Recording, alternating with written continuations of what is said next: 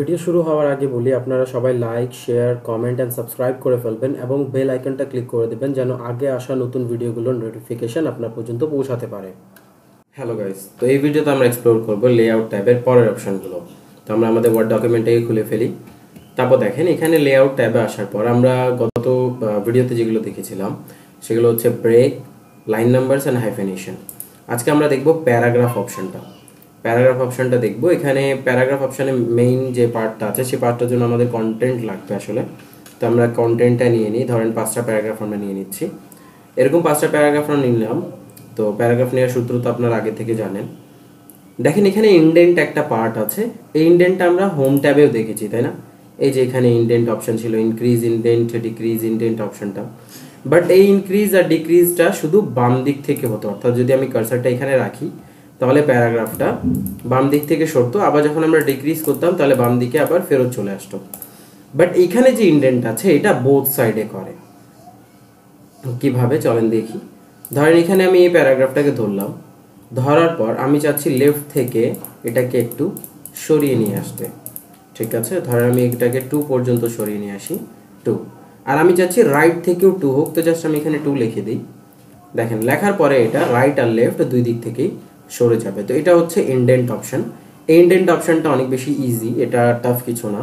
এটা করা হয় কখন? যখন আমরা যে ইংলিশ অথবা বাংলা বইয়ে কবিতাগুলো দেখি না মাঝখানে, পোয়েমগুলো, ওই ইংলিশ বাংলা বইগুলোতে পোয়েমগুলো লেখার জন্য মাঝখানে কোনো কোটেশন লেখার জন্য অথবা কোনো রকমের প্রবাদ বাক্য লেখার জন্য এরকম ইনডেন্টের সহযোগিতা নেওয়া হয়। ঠিক আছে, তো ইনডেন্টগুলো আসছে ওইখান থেকে, আমরা লেফট থেকেও সরাতে পারতেছি আর রাইট থেকেও সরাতে পারতেছি। তো আবার আমরা যখন এটাকে আবার 0 0 করে দেব, ধরেন এখানে করলাম 0 আর এটাই করলাম 0, এটা আবার নিজের জায়গায় চলে যাবে। তো এই হচ্ছে আমাদের ইনডেন্ট অপশনটা। তো এটা আপনারা অনেক বেশি কাজে লাগাতে পারবেন। তারপর দেখেন এখানে আছে বিফোর আফটার স্পেসিংটা। বিফোর আফটার বলতে কি বোঝায়? দেখেন এই যে প্যারাগ্রাফটা আছে, এই প্যারাগ্রাফের আগে এটাকে বলা হয় বিফোর, আর এই প্যারাগ্রাফের পরের যে অপশনটা আছে এটাকে বলা হয় আফটার। তো বিফোরে এখানে কোনো গ্যাপ নেই, বাট আফটারে একটু জায়গা আছে, তাই না? আবার এই প্যারাগ্রাফটাকে যদি আপনি ধরেন, দেখেন বিফোরে কোনো জায়গা নেই, বাট আফটারে একটু জায়গা আছে।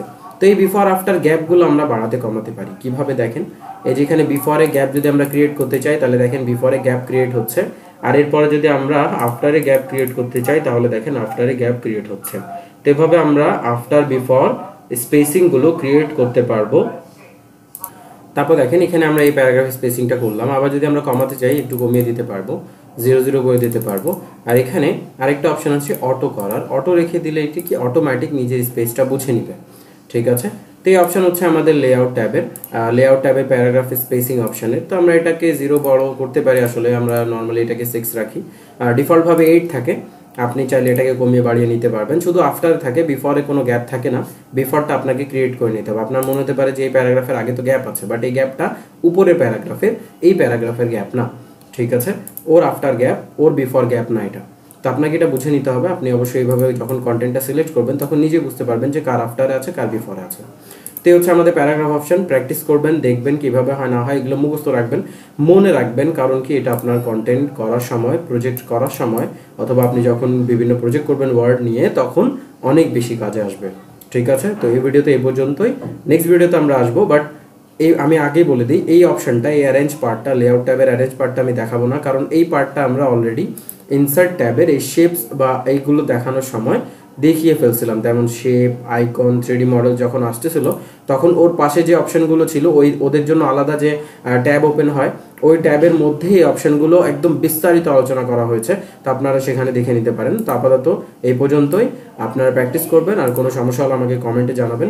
ধন্যবাদ সবাইকে।